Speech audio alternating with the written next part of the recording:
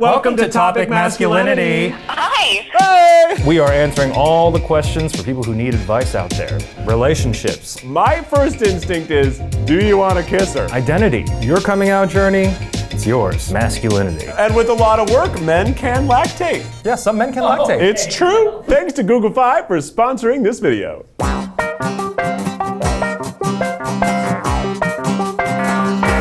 Keith and Eugene, Topic Masculinity. Ask them questions, give you direction. Keith and Eugene. Welcome to Topic Masculinity. Today's episode is sponsored by Google Fi. I'm Keith, the beautiful one. And I'm Eugene, also the beautiful one. This is the show where we answer all of your burning questions. Keith and I are going to give you advice about all things relationships. That's right, and we're joined by Lou Burger, the magnificent Huey Stonefish, and the sensitive Alex Lewis. Okay, well, Keith, I'm not that sensitive. I'm pretty You're manly. sensitive. I'm pretty manly. You can be manly and sensitive at the same both. time. Oh, can you? I'm struggling. Viewers like you out there submitted your questions via call, videos, and text, and we're going to answer all of them today. And we are, of course, powered by Google Fi. It's Eugene and I's favorite phone plan. We just switched, and might I say, I've never had a more stable connection outside of my marriage. Keith and Becky! Thanks, boys. You don't have to go to a store. You don't have to talk to a person. You just set it up, you choose between your two plans that you want, you see how many lines you want on those plans, bada bing, bada boom, you got a working phone. You can bring your own phone, even iPhones. It's the easiest thing about me since college. Easy, Eugene! All right, let's get into it and start with one of our texted questions. Text your questions! Our first question comes from Lillian, who's 19 from Hamburg, Germany. Oh! Guten Tag. I identify as bisexual, and am always unsure of my feelings for girls rather than boys. Do you have any tips for distinguishing friendly and romantic feelings? Also, why are nipples shaped so weirdly? I made out with a guy once and his nipples looked like traffic cones. I was confused by that. I am too, but you know, nipples come in all different shapes and sizes. Just have fun with it. Maybe draw a little road on his chest. Let's get into the bisexual part of the question. My first instinct is, do you want to kiss her? I don't kiss a lot of my friends.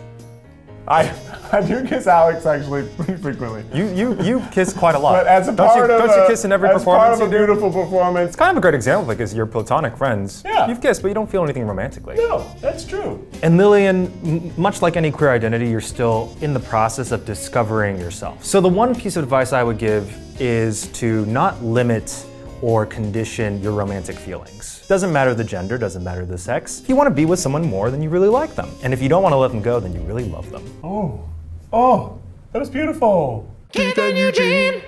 So today, all of our calls are coming in to us through our Google Fi plan. I, of course, went with the flexible plan because I'm spending a lot of time at home and I can use my at-home Wi-Fi to power my phone. It's great, saves me money. I only pay for the data that I use. And it's because you're so flexible. You're flexible with your comedy. You're flexible with your body. Hey! Flexible Keith! Yeah! Now you have the unlimited plan. That's true, yeah. limitless. I'm a limitless beast. Oh my. I like to live life to the limitlessness. Wow. You can text. Limitlessly. You can stream. Limitlessly. And you can call internationally to 50 plus countries. Limitlessly. All right, let's move on to our next caller. Welcome to Topic Masculinity. Hi, this is Steph, and I have a question for you guys. I have a 2-year-old, and my husband and I and our son do not live in the same city as either my parents or his mother. Both of my parents are retired, and they have the time and the resources to be able to come and visit us a lot, but my mother-in-law is not able to come see her grandson as much. I don't want my mother-in-law to feel left out, but I also don't want to tell my parents, don't come and see your grandson. I don't want them to feel like they're being punished either. I think that's probably a common thing some people go through. I don't know if you and your mother-in-law can look to the future and find a specific time when she could make that trip. People are more okay missing out on things when they know their time's coming. Yeah, I think that makes a lot of sense. When could you see each other? When would you suppose? Like, look in your mind palace calendar. I think Hanukkah's off the table, but looking way far ahead to Passover, maybe? What Passover that's the Feast of Celebrations. Yeah, I think that would be really nice. One kind of follow-up question I have is like, I never know if I should feel bad about posting pictures of my son with my parents, or if I should like keep it on the DL on social media so she doesn't feel left out. I got a crazy idea. I think you should video chat with your son and your mother-in-law and grab some screenshots and post those online.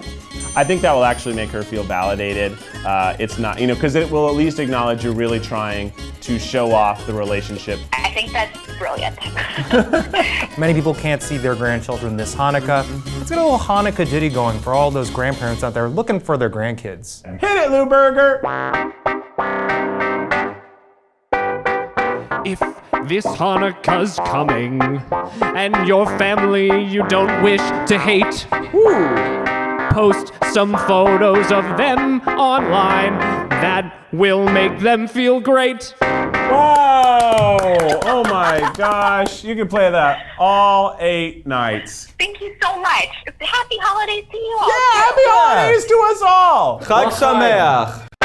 My grandmother thinks it's disgusting and terrible that my boyfriend knows about my period and will even buy period products for me if I need it. She claims we should be ashamed for sharing such details with each other. We don't agree with her at all, but what do you guys think? I grew up with 2 sisters, and I remember the first time I saw that they had periods. I think one of my sisters actually told me, well, we all poop, don't we? We all poop. Hey, we all poop. We all shoved stuff out of our body, and nothing is grosser than poop. Nothing is grosser than poop. But seriously, periods, totally natural. So the more you talk about it openly and healthily, the better for everyone. Hi, Keith and Eugene. I was hoping you could help me with my Christmas shopping this year.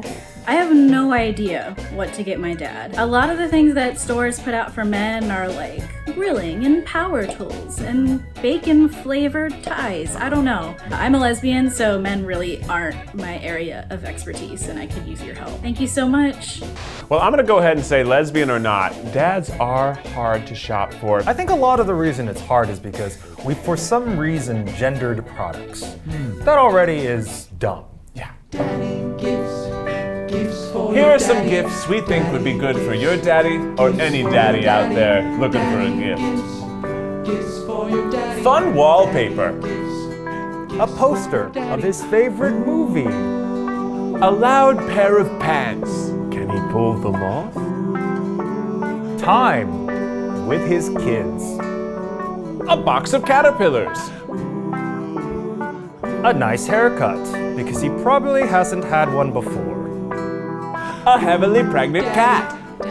Facial cleansing beauty products, seriously, he probably needs them. Like just a basic moisturizer and maybe something with SPF and just like a cleanser or something. He needs it. Ooh, name a star after him. A daddy star. Daddy star.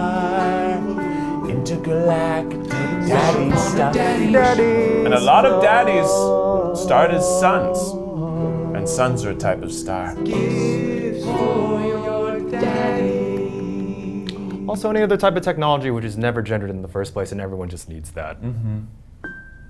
All right, before we get to our next question, we want to take a moment to talk about one thing everybody hates: spam. Pleated khakis. I was going to talk about spam calls, unwanted solicitors, and Google Fi has a great built-in feature to their plan that scans for spam. And much like the pleated khakis, you gotta throw it out. Text your questions. A couple members of my close family had taken it upon themselves to share with some of our extended family and friends that I am gay. However, no. I did not give them permission to do so. How should I approach the issue with my family members in a way that they will actually listen? First and foremost, your coming out journey, it's yours. You're the conductor of this train.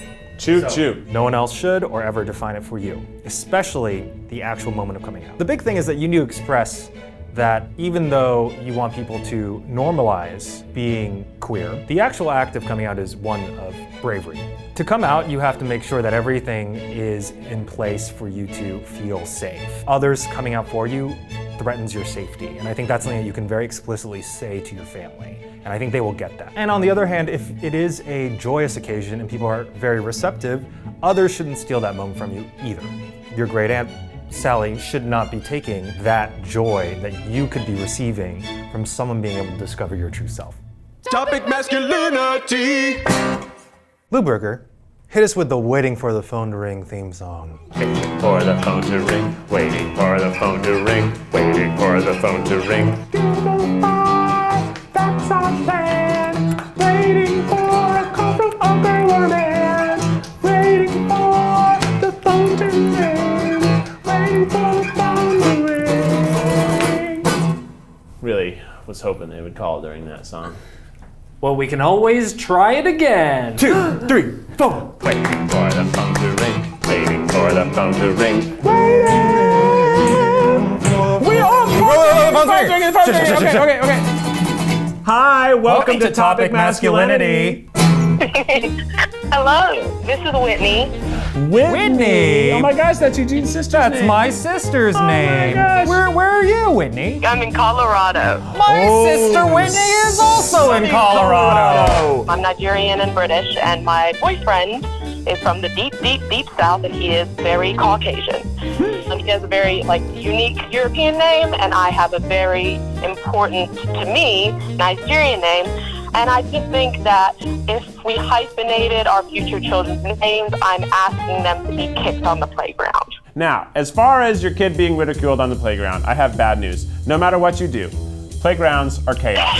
They will find a way to make fun of you for your last name no matter what. That's decided then. We're going to have to hyphenate and have a 20-plus last name. I love it! Whitney, on the plus side, I actually think hyphens are so cool.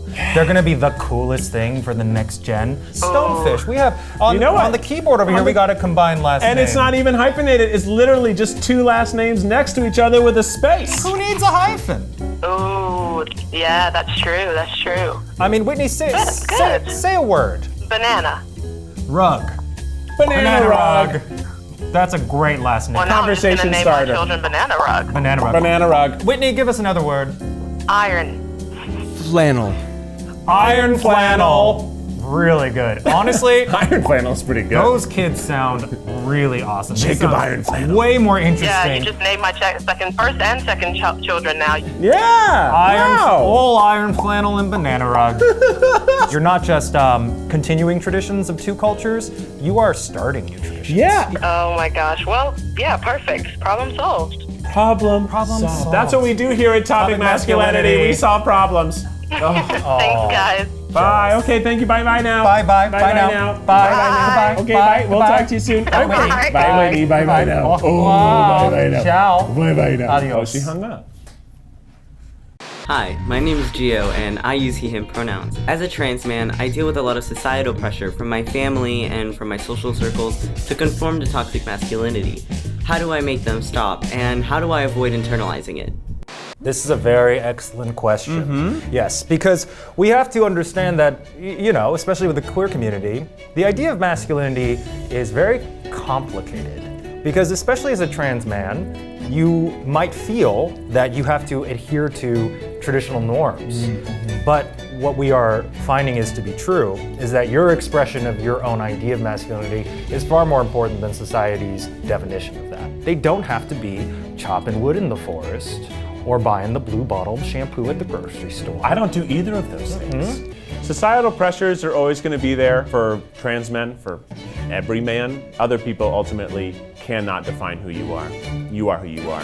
Do you have a good example of that? When is the first time you saw your dad just let all that go? I remember the first time I saw my dad cry, and it was a particularly sad occasion, and I was very moved. I was like, yeah, that's okay. It's when things are sad, you can be sad. I first saw my dad cry at one of those asteroid movies in the 90s.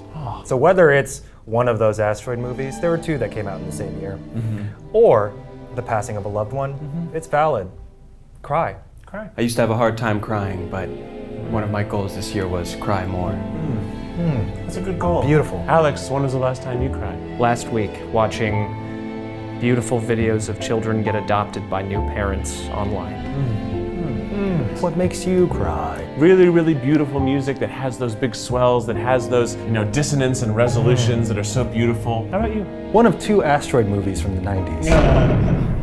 Text your questions. When do you think is a good time to delete photos off of social media and in a camera roll when a 5-year friendship ends?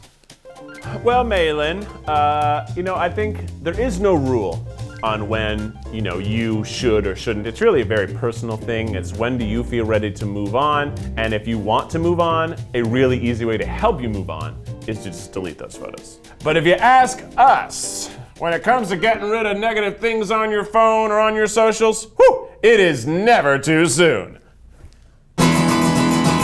Never too soon. Too soon. Never too soon. Never too soon. Get rid of your photos on your phone. Let me tell you when you need to do it. Never too soon.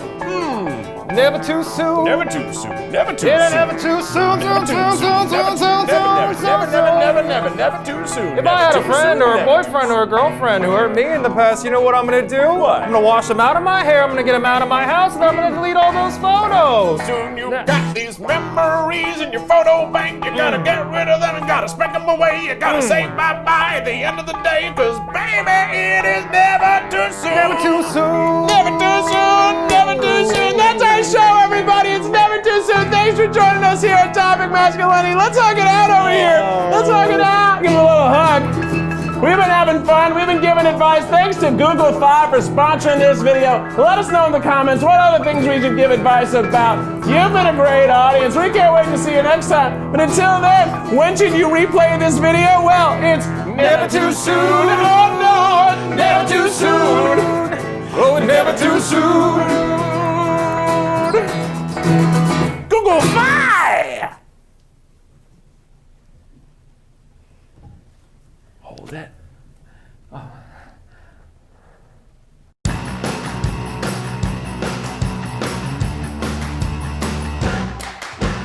Bye. Bye. Thank you. Bye, Steph. Bye now. Bye-bye now. Bye-bye now. Bye-bye. Bye, Steph. Bye-bye now. Bye. Bye Bye, now. Steph. Bye-bye now. Bye. Bye-bye now. Goodbye. Bye-bye now. Bye, Steph. Bye-bye. Bye. Goodbye. Bye-bye now. Bye. Bye now. Yeah. Bye. We'll see you later. Bye, We'll Steph. talk soon. Okay. Bye-bye now. Bye. Bye.